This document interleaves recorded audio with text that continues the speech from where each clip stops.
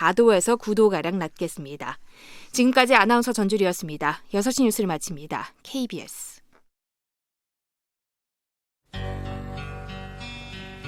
지극 정성을 다하는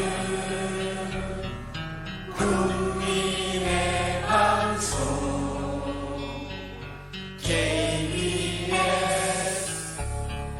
김용민 라이브. 이 프로그램은 일부 인터뷰를 해준 서울시장 박원순 시청자님을 포함한 국민 여러분이 정성껏 모아주신 수신료로 제작하고 있습니다.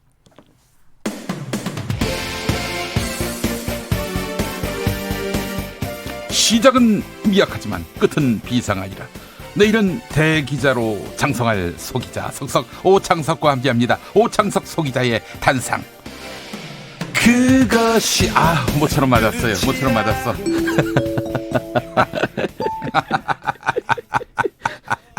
그래요. 이 노래 아시죠? 파일럿. 예, 알고 있습니다. 그렇습니다. 너무 좋은 노래예요. 네. 네. 드라마 주제곡인 걸로 알고 있는데. 네. 예. 그래, 오창석 씨. 그 장래희망이 뭐였어요? 저요? 어렸을 때. 저는 중3 때까지 대통령이었어요. 대통령이었어요? 이거. 국회의원도 안 됐으면서. 네, 대학교 가서 아나운서로 바뀌었습니다. 그래요. 알겠습니다. 자, 내일이 대학 수학 능력 시험입니다. 네. 네. 혹시 이 방송 들으시는 분들 중에 내일 수험생도 있을 것 같아요. 격려의 말씀 좀 해주시죠. 네, 어차피 여러분 하루 만에 성적은 바뀌지 않습니다. 여러분이 가지고 있는 것 모든 걸 토해내되 편안하게 보고 오시기 바랍니다. 그래요. 네. 시험 한 번으로 인생이 좌우되고 그렇지 않습니다. 그렇습니다. 예. 그 결과가 또 여러분의 인생의 발목이 되지도 않고, 소신껏 그리고 마음 편하게 즐긴다는 마음으로 시험에 임하시면 어떨까 하는 생각을 저도 덧붙여 봅니다. 예. 말은 쉽습니다. 건승하시길 바랍니다. 당사자의 마음은 또 그러지 않을 텐데 하여튼 힘내십시오. 응원하겠습니다. 자, 오늘 첫 뉴스 만나보기 전에 여러분께 선물 드리는 퀴즈 하나 내고 시작할까요? 네, 북한이 김일성 주석의 이 나라 방문 55주년을 계기로 양국 간 친선 우호를 재차 강조했습니다. 북한 노동신문은 오늘 호찌민 전 이 나라 국가주석이 1957년 북한을 방문하고 김일성 주석이 1957년과 1964년에 이 나라를 두 차례 찾으면서 양국 관계가 단단해졌다고 평가했습니다. 인도 차이나 반도 동부에 위치한 국가로 수도는 하노이인 이 나라는 어딜까요? 그래요. 지난 2월에 북미 정상회담도 있었고요. 이 나라에서. 네, 맞습니다. 그리고 또 우리에겐 참 뭐랄까요? 베트남 국민들에게 역사적으로 큰 빚을 지고 있습니다. 맞습니다. 이 나라입니다. 예. 자, 이 나라는 어디일까요, 여러분? 정답 맞춰주시면 감사하겠습니다. 샵 9730, 짧은 문자 50원, 긴 문자 100원, 콩으로 보내시면 무료입니다. 퀴즈 정답 보내주신 분들 중에서 추첨을 통해 모바일 커피 쿠폰 보내드리겠습니다. 자, 오늘 첫 번째 뉴스는 추미애라는 열쇠말이군요. 네, 맞습니다. 추미애 전 더불어민주당 대표가 차기 법무부 장관에 유력하다. 유력한 사람이다라고 기사가 흘러나왔습니다. 정치권 인사하고 또 오랫동안 국회의원도 하고 당대표도 하고 그래서 이분이 직업 정치인인가 하시는 분들이 있을지 모르겠습니다만 판사 출신입니다. 네, 맞습니다. 추미애 대표 같은 경우는 1958년생이고요. 광진구 을에서 여성 의원 최초로 지역구 5선을 했던 의원이기도 합니다. 검찰개혁의 적임자가 될 수도 있다라는 얘기는 역시 판사 출신, 비검찰 출신이기 때문이기도 합니다. 그리고 추미애 전 대표 같은 경우는 노무현 대통령 시절 강금실 법무부 장관이 물망에 올랐을 때 함께 또 법무부 장관이 물망에 오르기도 했었습니다. 그래서 사실 강금실 변호사가 법무부 장관이 되고 추미애 의원이 일종의 물을 먹은 거 아닙니까? 그것 때문에 노무현 전 대통령과 임기 내내 굉장히 불편한 사이였어요. 추미애 의원이. 섭섭해했다. 이런 얘기가. 그런 얘기가 많았습니다. 예, 그런 얘기가 참 많기도 했는데요. 어쨌든 오전에는 추미애 전 대표가 아주 유력하다라는 기사가 많이 나왔는데 또 오후가 되자 아직까지 청와대에서 추천이 공식적으로 온 것이 없다. 사실이 아니다. 검토한 바가 없다라는 입장을 분명히 했습니다. 그리고 당 관계자 역시 그런 이야기를 들은 바가 없다라고 이야기를 남기기도 했는데요. 지금 현재 이해찬 대표의 비서실장으로 있는 김성환 의원 역시 당이 공식적으로 입장을 청와대에 전달한 바가 없다라고 네. 이야기를 남기기도 했습니다. 그래요. 추미애 의원이 법무부 장관이 된다. 아하, 검찰이 만만치 않은 파트너를 만나게 되는 셈이 되겠네요. 네, 만약에 맞습니다. 된다면은 임명된다면. 네, 만약에 임명이 된다면은 이제 추미애 전 대표 같은 경우는 내년 총선 출마하는 건 굉장히 어려워지는 거죠. 그렇죠, 아무래도. 이제 저 장관 돼가지고 뭐 총선 출마 때문에 그만둔다면 1월 중순쯤에 그만둬야 되는데 네. 청문회하다가 그만두겠네. 예. 네. 불가능한 얘기고. 예. 추미애 의원의 의향은 어떤지도 궁금하네요. 추미애 대표 역시 전 대표 역시 굉장히 조심스러운 반응이고 현재는 지역구 활동을 열심히 하고 있다라는 짤막한 입장을 남겼습니다. 네. 아직까지 공식적인 그 어떤 것도 확인된 것이 없기 때문에 이 기사가 어떻게 나왔는지도 확인하고 있는 과정이고 또 실제로 청와대에서 검증을 하고 있는지 아마 서로 크로스체크하는 과정인 것 같습니다. 네. 추미애 의원 지역구에 현재 오세훈 전 서울시장이 네, 맞습니다. 출마하려고 지금 준비하고 있는 걸로 알려져 있고요. 네. 예, 알겠습니다. 자, 다음 이야기 한번 해볼까요? 네, 민주당이 험지 출마를 하려는 3명의 사람을 입당시켰습니다. 네. 현재 관료 차출 카드를 적극적으로 활용하고 있는데요. 이 3명은 김용진 전 기획재정부 제2차관, 네. 그리고 김학민 전 순천향대 산업혁명 부총장, 황인성 전 청와대 시민사회 수석의 입당이었습니다. 그래요. 이 3명 같은 경우는 김용진 전 차관 같은 경우는 역시 기재부 출신이다답게 경제통으로 분류가 되고 있고 자신의 고향인 경기도 이천에 출마할 예정입니다. 네. 근데 저 일부 언론을 보니까 말이죠. 네. 김용민이가 민주당에 입당해서 험지 출마한다 이런 보도가 나와가지고 네. 깜짝 놀랐습니다. 아니 매월 어디 없도 없이 보도에서? 나를 입당시키나? 뭐 그랬는데 알고 봤더니 네. 김용진 하고 헷갈린 거예요. 네. 김용진 전 차관하고 네. 김용민이를 헷갈렸습니다. 네. 지금도 늦지 않았습니다. 험지 출마하면은 아마 당에서 받아줄 수도 있습니다. 아예 험지 출마해도 안 받아주지. 여러분 농담입니다. 예, 저는 정치는 제 인생에서 끝났어요. 네. 부차 말씀드리지만 네. 제 인생에서 끝났습니다. 예, 알겠습니다. 그래요.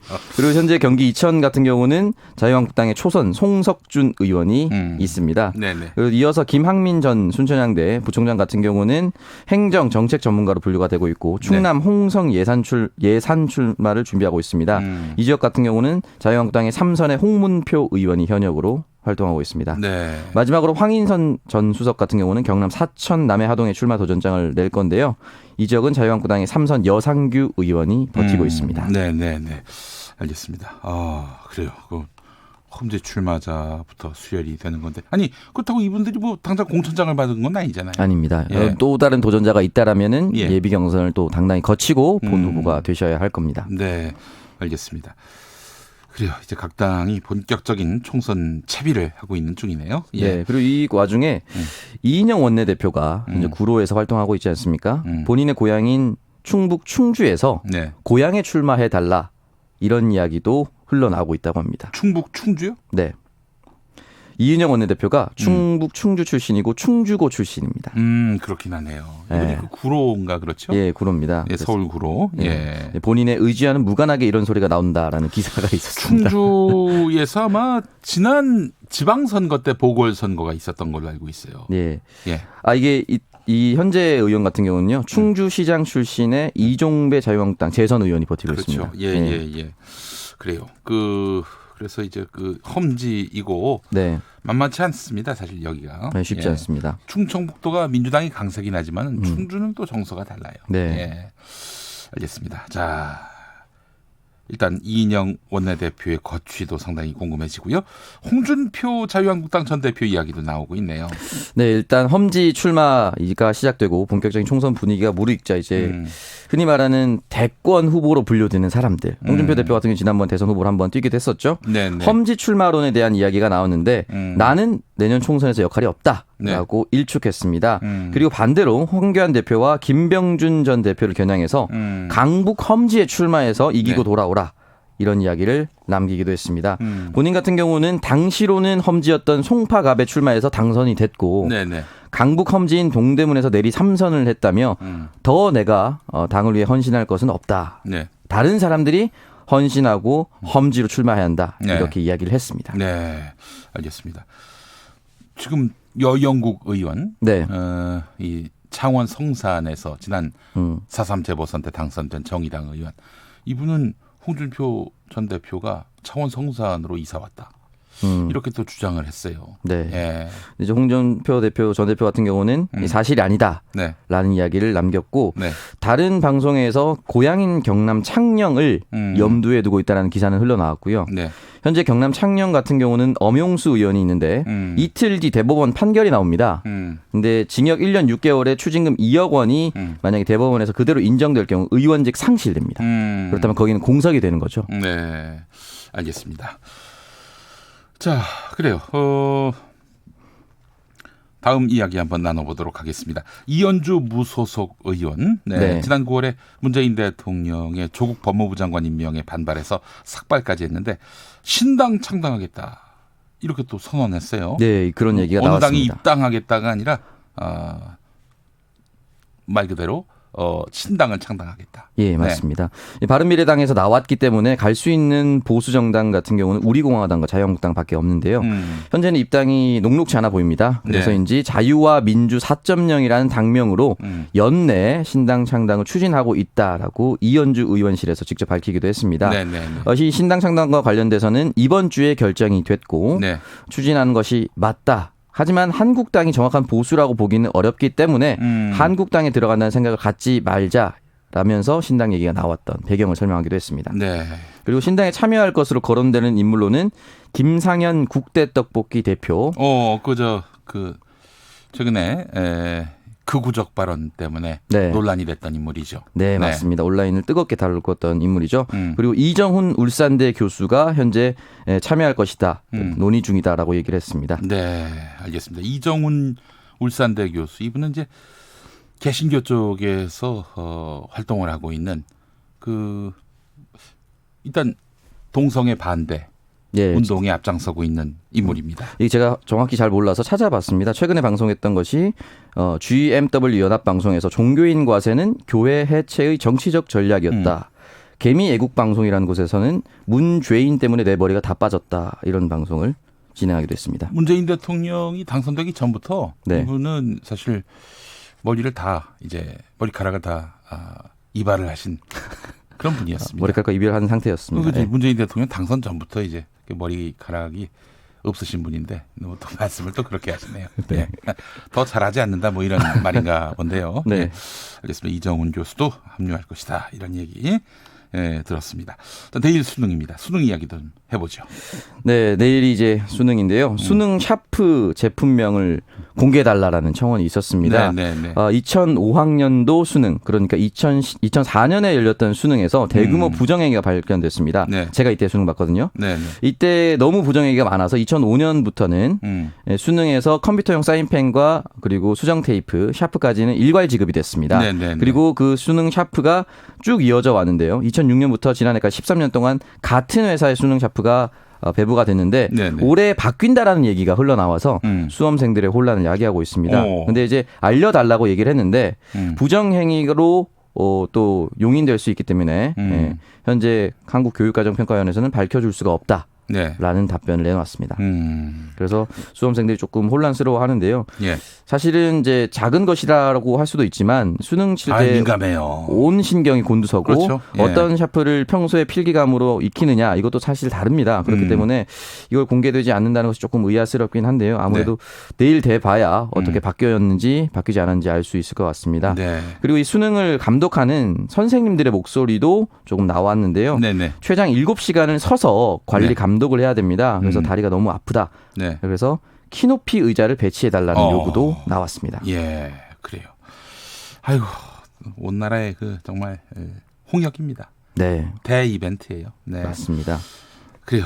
수능 바로 내일입니다. 코앞으로 다가왔습니다. 54만 수험생 여러분들을 응원하는 바입니다. 오창석 소기자 수고 많이 하셨습니다. 고맙습니다. 라디오 정보센터로 가볼까요? 오늘 정한나 씨가 준비했습니다. 문재인 대통령은 전태일 열사 49주기인 오늘 노동이 존중받는 사회, 모두가 공정한 사회로 전태일 열사의 뜻을 계승하겠다고 말했습니다. 이낙연 국무총리는 혁신은 과거에도 그랬고 지금도 그런 것처럼 앞으로도 변함없이 우리 경제의 생명이라며 혁신의 중요성을 강조했습니다. 자유한국당 나경원 원내대표가 패스트트랙 사건으로 오늘 검찰에 출석한 데 대해 더불어민주당은 검찰의 철저한 수사를 촉구한 반면 자유한국당은 나 원내대표의 출석은 패스트트랙의 불법성을 알리기 위한 것이라고 주장했습니다. 자유한국당을 제외한 여야 의원 157명이 개성공단 금강산 관광 재개를 촉구하는 결의안을 공동 발의했습니다. 지금까지 정보센터 뉴스였습니다.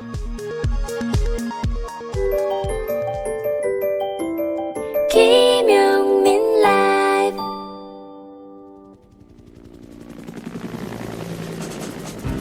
대한민국 국회의원의 하루 24시간 1440분 86,400초 1분 1초도 허투루 쓰지 않는 국회의원들의 일거수일투족을 가장 가까운 곳에서 따라가 보겠습니다. 국민을 위한 소중한 시간 국회의원 24시 김종훈 민중당 의원 모셨습니다. 어서 오십시오. 안녕하세요. 반갑습니다. 네. 김종훈 의원님과는 지난번 저희가 스튜디오에서가 아니라 전화 연결로 한번 만난 적이 있었습니다. 예, 그렇습니다. 예. 자, 윤종호 전 의원과 함께 민중당 두 분의 국회의원 중 한 분이었는데 지금은 유일한 국회의원이 되셨어요. 네, 그렇네요. 네. 그래요. 그 윤종호 전 의원 최근에 어떻게 근황이 어떠신가요? 예, 아무래도 코스트코 허가 문제로 이제 고통을 아직 여전히 받고 있는 상황이고. 네. 이게 국회의원을 하고 나면 직장을 가지를 못해가지고. 예. 뭐 전관예우 금지 때문에요? 예. 현장 안에서 일하는 사람인데 현장을 가지 못해서 네. 요즘 먹고 사는 문제로 고민을 많이 하고 있는 것 같습니다. 세상에 국회의원까지 지낸 분이 먹고 사는 문제 때문에 고민을 한다. 예, 그런 상황입니다. 그렇군요. 네. 자, 그래요. 민중당 김종훈 의원님. 현재 그 당에서 직함이 어떻게 되십니까? 예, 저는 원내대표를 맡고 있습니다. 맡고 계시는군요. 민중당의 슬로건이 광장의 주인에서 정치의 주인으로 이거네요. 예, 그렇습니다. 네. 저희의 그 슬로건은 보시다시피 자로잰 듯한 중립입니다. 예. 많이 웃으시네요. 예. 예. 진심입니다. 진심입니다. 자로잰 듯한 중립. 오늘 제대로 한번 여쭤보고 또 답을 듣도록 하겠습니다. 현안과 관련해서 자본금 편법 충당 혐의로 검찰 기소된 MBN 매일 방송이죠. 종합편성 채널 MBN 매일경제가 소유하다시피 한 MBN의 그 현재 문제와 관련해서 여러 가지로 문제 제기하신 걸로 알고 있습니다. 예, 참 어려운 문제이긴 한데요. 네. 사실 종편이 설립 때부터 말들이 많지 않았습니까? 네네. 이명박 정부 시절에 정권에 유리한 언론 환경을 만들기 위해 종편 설립 무리하게 추진한다 이런 의견이 많았고요. 그렇죠. 예. 또 설립 과정에서 자본금 유치가 힘들어지니까 이런 식의 편법 투자가 있었던 것 같습니다. 네. 그런데 이제 오늘 검찰의 기소가 있었고 또 장대환 MBN 회장이 사임을 하면서 투명 경영을 하겠다 이렇게 네네. 약속도 하셨는데 네. 지금까지 사정을 보면은 얼마나 투명 경영을 할 수 있을까 또 이렇게 의심이 되는 부분이기도 합니다. 어제 MBN이 예. 방송을 통해서 시청자들에게 사과를 했고 MBN이 뭐 거듭나겠다 이렇게 얘기했는데 아니 방통위가 사정을 파악하고 있는 상황이고 검찰이 수사에 나섰고 결국 장대환 회장이 기소가 된 마당에 이제 와서 그러는 것이 과연 무슨 의미가 있겠는가 하는 지적도 적지 않습니다. 그러니까요. 그동안에 이제 줄기차게 관련 의혹을 부정해 왔거든요. 네네. 그러다 보니까 지금의 저런 이제 자기 고백처럼 말씀하시는 게 얼마나 이제 국민들에게 다가갈 수 있을까라는 생각을 해보는 거죠. 네. 알겠습니다. 자, MBN 사건 매우 위중한 문제 아니겠습니까? 아니 방송국을 만드는데 말이죠. 허가 조건을 맞추기 위해서. 그 내용을 조작한 거 아닙니까? 한마디로 얘기해서. 그렇습니다. 예. 구체적인 문제가 종편 설립에 필요한 기본 요건인 자본금 3천억. 이걸 채울 수가 없어가지고 은행으로부터 돈을 꿔가지고 매일경제가 임원들한테 나눠주고 당신들이 개인적으로 투자한 것처럼 하라. 이렇게 해서 조작한 거 맞죠? 뭐 조작이냐 아니냐는 역시 검찰의 조사를 하고 있으니까 명확하게 얘기하기는 아직까지는 뭐 법의 판단이 나오지 않은 상황이군요. 네네. 상황이 이런 것 같습니다. 2011년 이제 이명박 정부 시기에 최시중 방통위원과 주도로 종편 사사가 설립이 되었지 않습니까? 네네네. 방통위에 설립 계획서를 제출했을 건데 막상 이제 계획한 만큼 투자금이 잘 모이지 않았던 것 같습니다. 예. 그런데 이제 방송의 독립성을 위해서 종편 설립에서 특수관계에 있는 사람들의 주식 투자가 40%를 넘지 않아야 한다는 규정이 있었거든요. 네. 계획서에 제출한 이제 자본금은 맞춰야 되는데 네. 투자는 부족하고 회사가 이제 대출 받은 돈을 직원들의 차명으로 다시 회사에 투자한 것으로 보여집니다. 네. 그런데 이제 차명 계좌를 통한 금융 거래를 했으니까 이 금융 실명제법 위반이 될 것 같고요. 네. 사실이 확인된다면 네. 특수관계 지분 규정을 어긴 셈이 되니까 방송법도 위반하게 되는 셈입니다. 네. 사실 이제 설립 당시부터 MBN의 경우에 개인 주주가 너무 많은 것을 의심을 했어요. 아무래도. 예. 그래서 시민사회단체에서 지속적인 문제 제기가 있기도 했는데 네. 제대로 된 조사가 이루어지지 않았습니다. 그런데 최근에 이제 차명 계좌의 당사자가 언론에 제보를 하게 되면서 사실이 드러난 겁니다. 네. 예, 여기까지가 이제 사실관계 확인인 것 같아요. 네. 예. 자, 일단 재판에 넘어갔으니까 법의 예. 판단이 나오긴 하겠지만은 예. 그 최종 확정 판결 때까지 방통위가 가만히 있을까요? 저는 뭐 방통위가 이 문제에 대해서 좀 더 적극적으로 대처를 해야 된다. 그 결과가 나오지 않더라도 네. 사실관계를 확인할 수 있는 자료들은 다 확보한 것으로 알고 있고요. 네. 그건 뭐 명부만 대조를 해도 네, 그 네, 직원인지 아닌지를 확인할 수 있을 거기 때문에 또 투자 여력이 그만큼 되는가 안 되는가 네, 이런 네. 부분들을 확인할 수 있기 때문에 거기 검찰 조사와는 달리 방통위에서 할 수 있는 조치를 취한다면 충분히 이 문제를 바로잡을 수 있다. 저는 이렇게 얘기하고 있습니다. 예. 법원의 판단이 확정 판결이 나오기 전이라도 내년 11월에 있을 종합편성 채널 사업자 재승인 때 예. 방통위가 법원 판단과는 별개로 이 방송사를 계속 허가할지 아니면 그냥 허가를 취소할지 둘 중에 하나를 고를 수 있다 이런 얘기죠. 예, 그전에도 뭐 지금 그 재승인 가기 전까지라도 네. 지금의 확보된 자료로도 네. 여러 가지 확인을 할 수 있는 상황은 되었다 이렇게 보고 있기 때문에 네. 그 문제도 의지가 있느냐 없느냐의 문제입니다. 네. 이 문제도 조금 전에도 말씀하셨다시피 언론 개혁 시민연대를 비롯해서 많은 시민사회단체들이 이제 제기를 했고 네. 이 문제에 대해서 조사를 요구를 했고 바로 잡아줄 것을 했는데 하지를 않았던 거지요. 네. 지금까지 하지 않았던 거죠. 네. 그런데 이 문제에 대해서 지금이라도 이 문제를 바로 조사하고 한다는 의지가 있다면 이 문제는 충분히 바로 잡을 수 있지 않을까 이렇게 여깁니다. 이 이야기는 뭐냐면은 네. 내년 11월에 종합편성 채널을 앞으로 예, 계속 사업을 예, 할지 예. 말지 방송통신위원회가 결정하는데 맞습니다. 이게 그 위법사항이 방통위 차원에서 확인이 될 경우에 방송국을 취소할 수 있다. 그러니까 MBN을 문 닫게 할 수 있다. 이런 거 아닙니까? 쉽게 얘기해서. 그렇죠. 예. 그런 사. 내년 11월에 MBN의 운명이 이제 결정되게 될 텐데 종합편성 채널을 계속 허락할지 아니면은 더 이상 못하게 할지 이걸 방통위가 내년 11월에 결정한다는 건데 예. 현재 상황으로 봐서는 MBN으로서는 상당히 위태롭게 된 처지가 됐다. 네. 그렇습니다. 예. 그래요. 근데 만약에 MBN이 불복해가지고 뭐 행정소송을 건다든지, 우리가 방송국이 취소될 사항이냐 해서 소송을 걸어가지고 2년, 3년 또 이렇게 끌게 될 가능성도 있지 않겠습니까? 그죠. 그런데 이제 이게 네.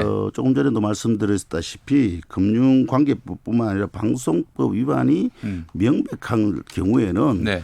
법원의 어떤 판단과는 달리 이제 이 부분을 방통위에서도 충분히 판단하고 네. 조금 전에 말씀하셨던 그 재승인 과정이든 네. 그렇지 않든 이 문제에 대해서 충분히 이렇게 다룰 수 있는 사안이라는 것이죠. 명백하게. 네. 예. 이미 설립 과정에서의 어떤 특수관계 지분이나 이런 문제가 있을 경우에 설립을 취소할 수 있다 이런 조항이 있기 때문에 네. 그전에라도 충분히 다룰 수 있다 저는 이렇게 보고 있습니다. 지금 MBN뿐만 아니라 TV조선 같은 경우도 예, 종편 예. 승인 과정에서 예. 뭔가 심각한 문제점을 발견했다. 이런 얘기가 나오고 예, 있습니다. 예. 이 얘기도 좀 해주시죠.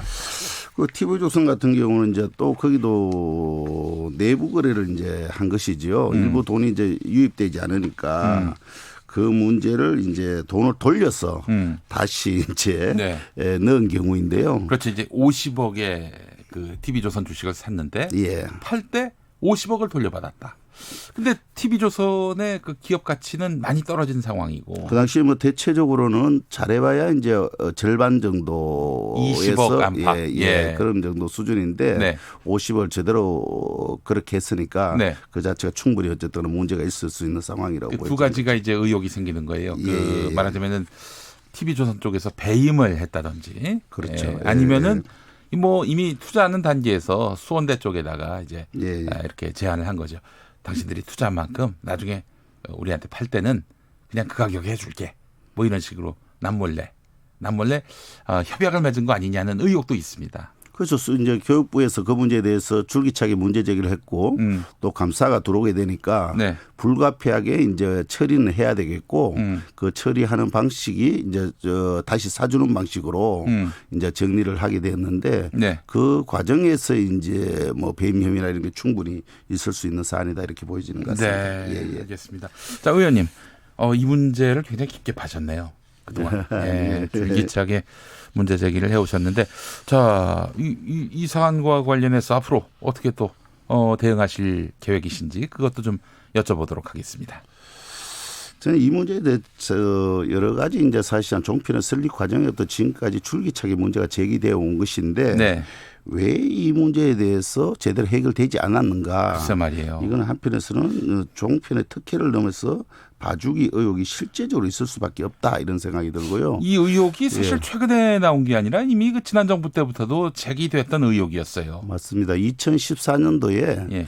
이름만 되면 알만한 사람들이 문제 제기를 했어요. 지금 있는 이제 최이배 의원, 네. 추혜선 의원, 네. 지금 청와대 수석은 김상조 수석까지 네. 이 문제에 대해서 명확하게 이 문제를 제기했단 말입니다. 네. 그럼에도 불구하고 이게 조사조차 이루어지지 않았어요.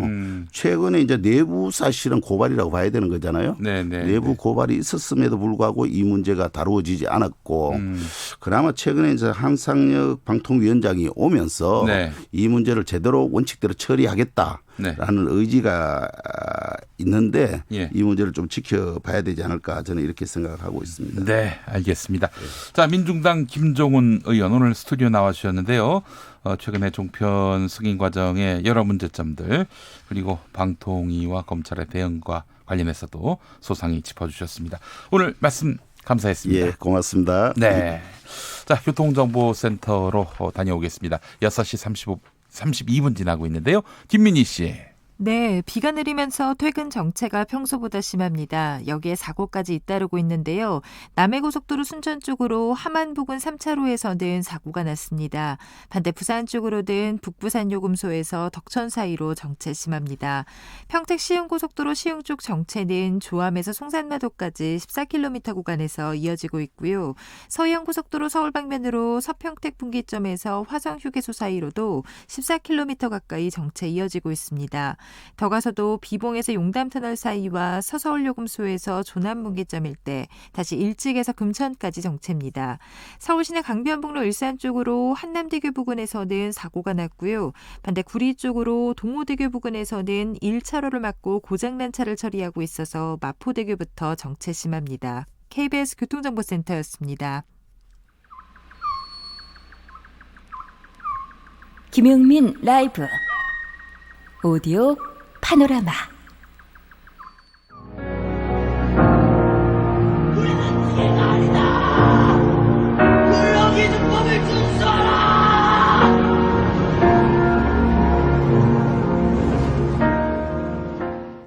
영화 아름다운 청년 전태일. 그의 유언이자 외침, 근로기준법을 준수하라. 우리는 노예가 아니다. 11월 13일은 열사 전태일의 길.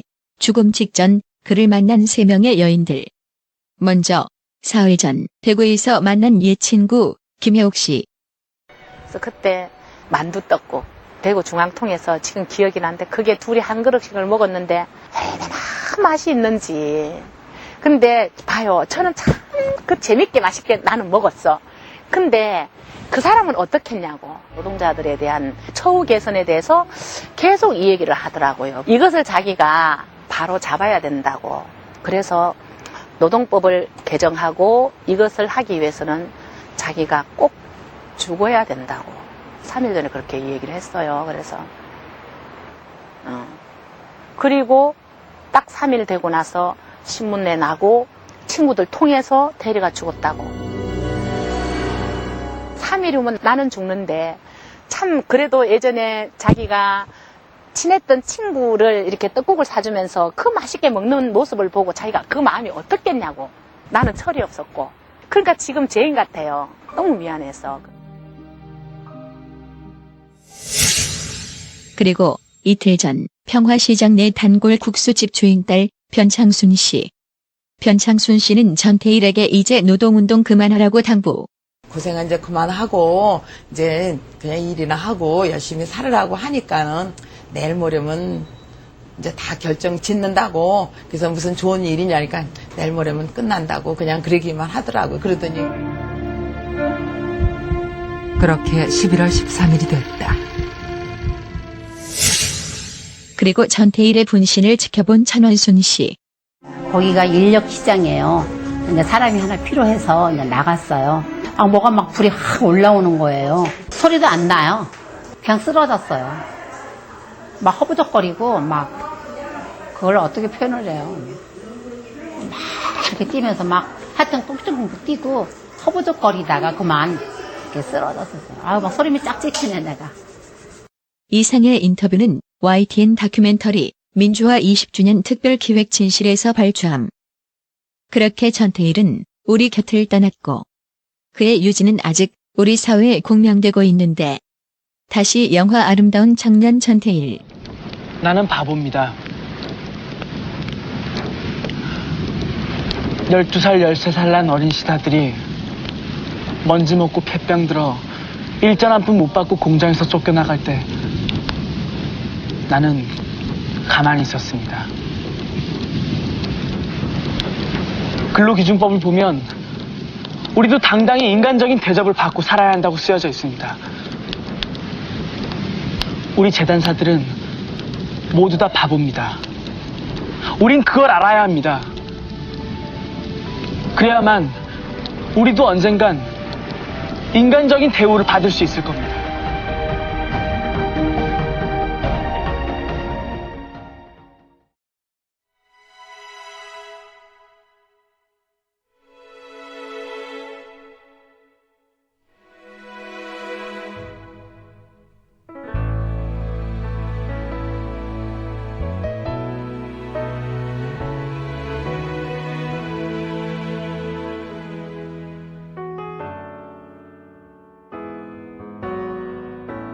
해질 무렵 바람도 몹시 불던 날 집에 돌아오는 길 버스 창가에 앉아 불어오는 바람 어쩌지도 못한 채 난 그저 멍할 뿐이었지. 난 왜 이리 바본지 어리석은지 모진 세상이란 걸 아직 모르는지 터지는 울음 입술 물어 삼키며 내려야지. 일어설 때 저 멀리 가까워오는 정류장 앞에 희미하게 이 너희는 언제부터 기다렸는지 알 수도 없는 발만 동동 구르고 있는 그댈 봤을 때 나는 아무 말도 못하고 그댈 안고서 그냥 눈물만 흘러 자꾸 눈물이 흘러 이대로 영원히 있을 수만 있다면 그대여 그대여서 고마워요. 혼자라고 누구든 그렇다고 나 혼자 해결할 수 있다고 손잡아주던 그대 잊어버린 채 생각하면 그대 나와 함께였는데 고집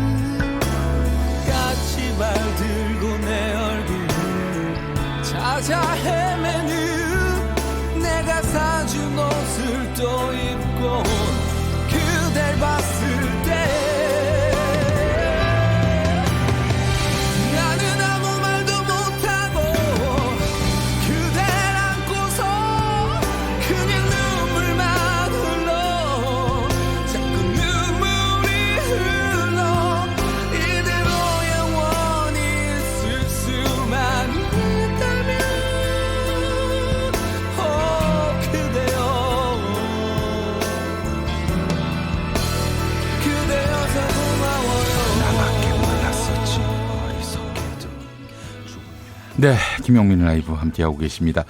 방금 들으신 노래는 패닉의 정류장이었습니다. 오디오 파노라마. 오늘은 1970년 11월 13일에 산화한 전태일 열사 이야기를 다뤄봤습니다. 박지용님, 전태일의 삶은 예수의 공생애와 같은 것 같네요 라고 하셨습니다. 김대근님, 그 시대에 저런 분이 계셔서 오늘날 사람 사는 세상이 미흡 하나마 온 것이지요 라고 하셨고요. 휴대전화 뒷번호 9806번 쓰시는 분, 전태일 열사 49주기를 맞아 추모드리면서 김용민님의 험지 출마 대환영 구미. 쓸데없는 소리 하지 마시고요. K76142225번 계정 쓰시는 분, 부천 57의 1번 버스 기사님, 볼륨 올려주세요 라고 하셨습니다. 네. 알겠습니다. 자, 말씀 드렸으니까 올려주시겠죠. 자, 오늘 퀴즈는 북한이 김일성 주석의 이 나라 방문 55주년을 계기로 해서 양국 간의 친선 우호를 재차 강조했다. 이 나라는 어디일까? 이런 질문이었는데 정답은 베트남이었습니다. 자, 정답 보내주신 분들 많이 계실까요? 0042번 쓰시는 분, 비엔남. 비엔남. 그렇죠. 그렇게도 읽을 수 있죠. 베트남이 정답이었습니다. 자, 6251번 쓰시는 분, 정답 아프가니스탄. 자, 그리고 김동호님, 신짜오 베트남. 신짜오를 왜 괜히 넣으셔가지고. 자, 0686번 쓰시는 분, 하노이. 베트남이네요. 요즘은 코트남이라고 합니다. 코리아 베트남 합성어. 그래요. 맞습니다. 자, 하롱베이. 그리고 4004번 쓰시는 분, 베트남이죠. 커피 한 잔만 주세요. 홍보 대사인 버스기사입니다. 퇴근하는 직장인들과 함께 듣고 있습니다. 아이고 감사합니다. 당연히 보내드려야죠. 4004번 쓰시는 분 각별히 저희가 또 챙겨야 마땅합니다. 자, 그리고 화라나 나도 순금이 있다. 순정이 있다가 아니라 나도 순금이 있다. 정답 박항서. 박항서 감독 때문에 정말 베트남에서 한국의 이미지가 급상승했습니다. 박항서 감독님 너무나 감사하고요. 제가 앞서서 오창석 소기자와 함께한 시간에서 지난해 지방선거와 함께 치러진 국회의원 재보선이 충북 충주에서도 있었다 말씀드렸는데 충북 제천단양을 제가 착각했습니다. 바로 잡겠습니다. 충북 제천단양을 이야기한 건데 충북 충주는 아니었습니다. 제가 돌인가 봐요. 자, 양언이설로 이어가겠습니다.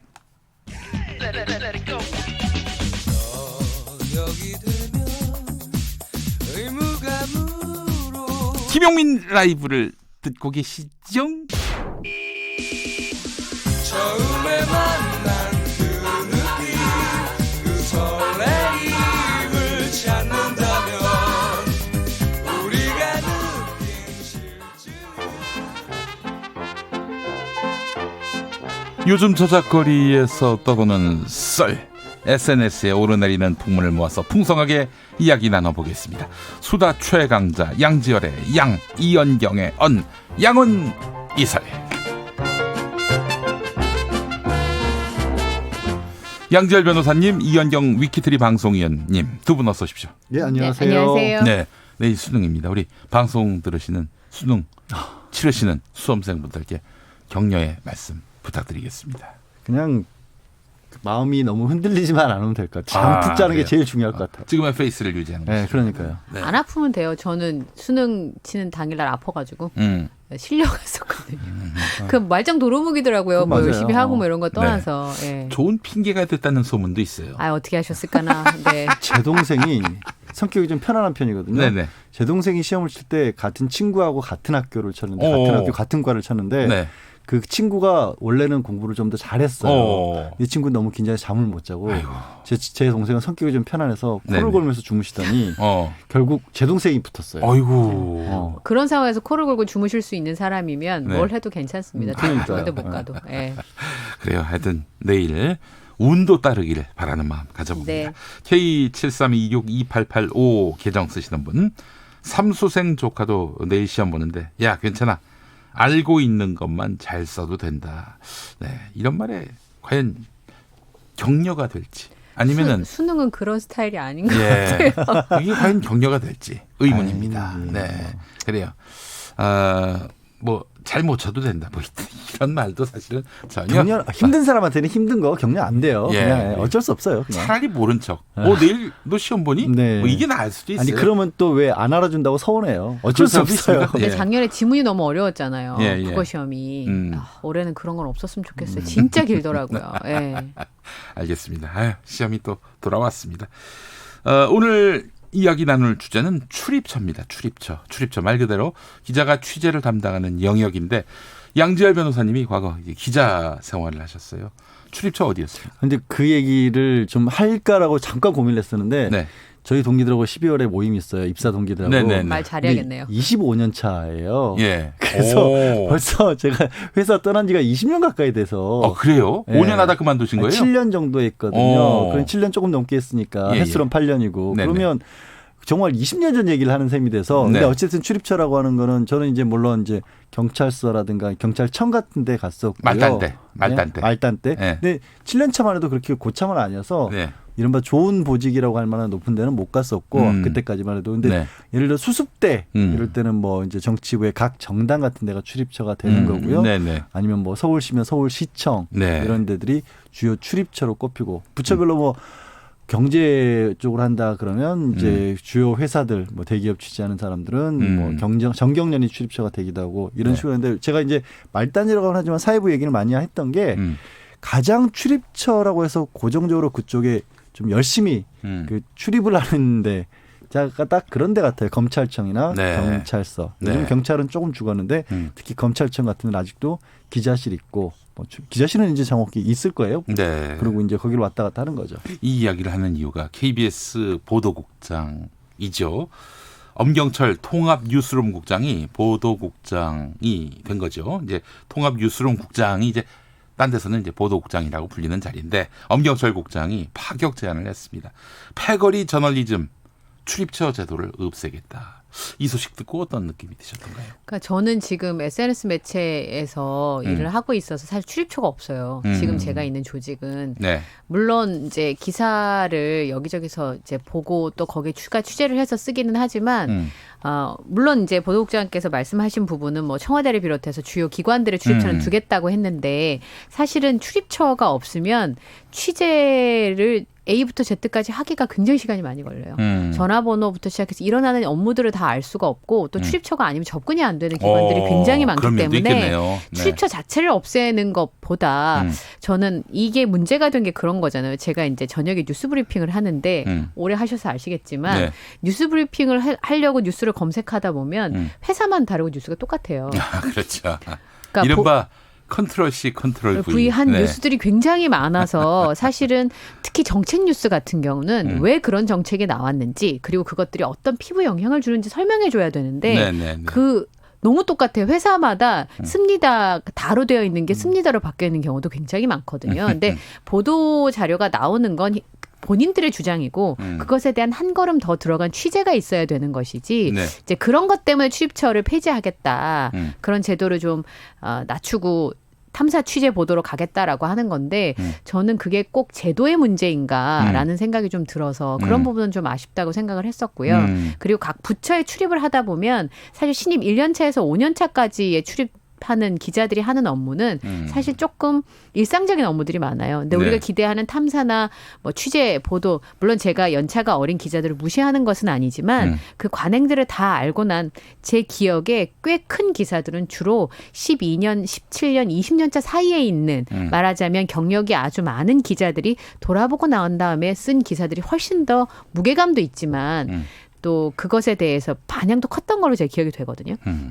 저는 그 출입처의 문제가 아니라 이미 데스킹을 주로 보고 있는 차장급 이상의 기자들 좀 더 발로 뛰어서 고참들의 문제다. 예, 그분들이 사실은 탐사나 추적이나 이런 보도들에 좀 더 몸을 움직인다면 사회를 움직일 수 있는 좀 더 좋은 기사가 나오지 않을까 싶습니다. 이 논란의 촉발 지점은 바로 조국 전 법무부 장관 수사와 관련해서 검찰이 던져준 정보를 여과 없이 그냥 보도하고 그것도 그걸 갖고 확인됐다라는 식으로 단정적으로 보도하는 이런 관행에서 이제 이 문제점이 불거진 것 같은데 어떻게 보세요? 그러니까 출입처가 문제가 되는 건 뭐냐면 지금 이제 예를 들어서 검찰청에 가면 검찰청에서 공식적으로 내주는 기사들이 있어요.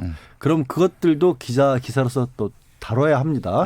근데 거기서 취재를 더 해서 뭔가 맞아요. 공식적으로 얘기를 안 해주기 때문에 뭔가 이게 검사들한테 매달려서 하나로 더 캐내려고 하는 취재 경쟁이 일어나는데 그러면 어떤 일이 벌어지냐면 검사들이 입맛에 맞춰서 던져주는 이른바 표현을 좀 과격하게 썼습니다만 네. 그런 거를 누가 먼저 잡느냐에 따라서 특종이라는 이론으로 단독이라는 이론으로 나온단 말이에요. 근데 그게 뭐 조국 전 장관 일처럼 큰 어떤 이슈가 되면 누군가 하나가 그걸 터뜨려서 앞서가기 시작하잖아요. 그럼 나머지 기자들은 과연 지금 검찰에서 얘기하고 있는 부분들이 맞느냐 틀리냐 그 전반적인 사정을 돌아보기보다는 저 A라는 회사에서 어떤 검사인지 모르겠지만 지금 그 내용을 파악을 했어. 그러면 우리도 그 내용에 대해서 따라가기가 바쁜 거예요.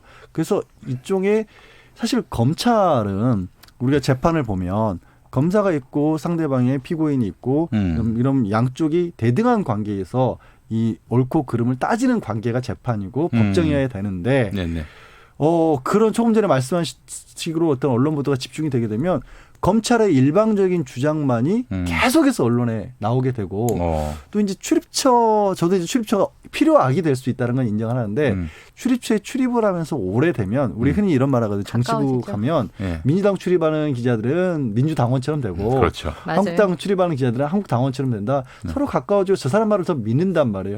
그럼 검찰에 오래 출입해서 검사들이랑 가까운 사람들은 검사의 말이 당연히 맞다라고 생각합니다. 통상 이 법조 기자들 보면은 계속 그 법조 출입만 하더라고요. 왜냐하면 네. 어느 정도 사람이라는 게 신뢰관계가 쌓이지 않으면 네네.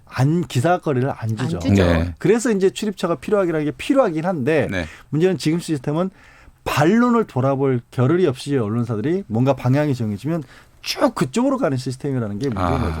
근데 좀 다른 얘기를 하면 이건 뭐 꼭 좋은 예가 될 수는 없는데 우리나라 연예 매체 중에 굉장히 유명한 회사가 있죠. 갑자기 그 회사가 떴는데 그 회사 기자들한테 어쩜 그렇게 특종을 많이 하는지 궁금해서 좀 물어봤거든요. 예. 그랬더니 그분이 하시는 말씀이 연예 기사들은 주로 이제 연예인 분들이 하는 얘기를 주로 이제 인터뷰를 해서 쓰는 기사들이 많았는데 팩트 체크를 하기 시작했다는 거예요. 그 말이 맞는지 아닌지. 그래서 미용실 그 집 앞 이런 데서 잠복을 한 달씩 한답니다. 그래서 사실 그 팩트를 체크하면서 통장 내역 뭐 제보 문자 이런 걸 확인하면 특종이 나오는 거거든요. 네.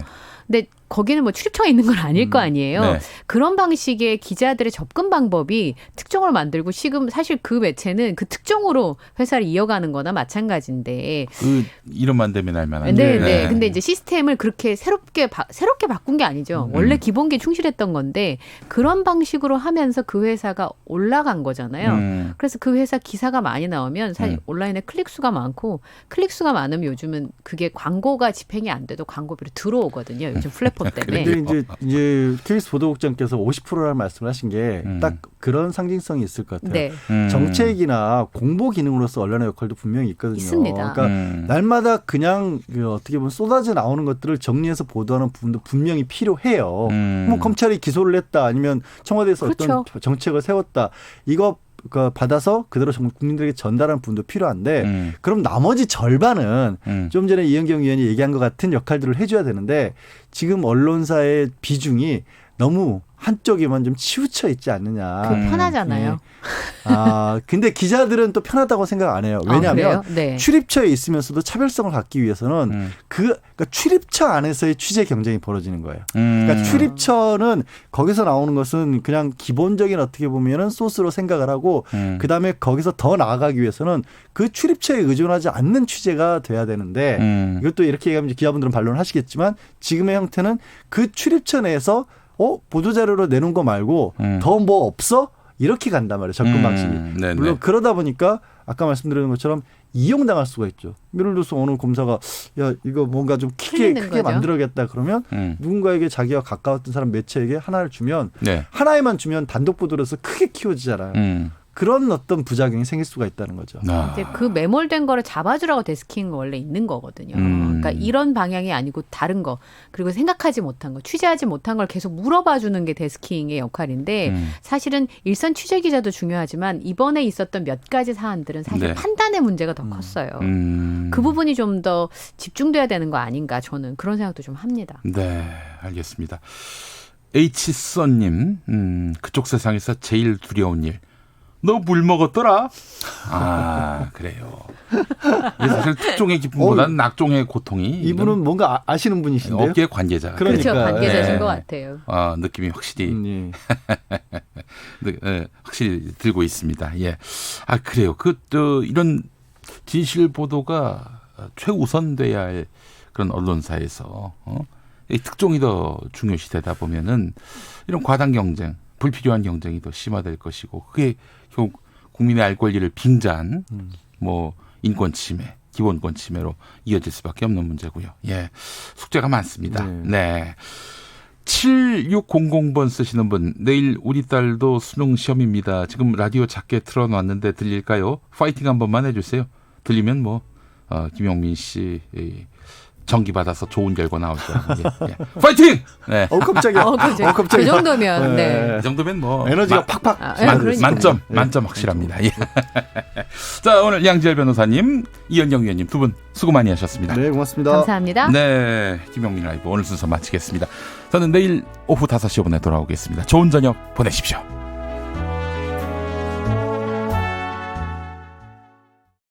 당신이 대한민국입니다.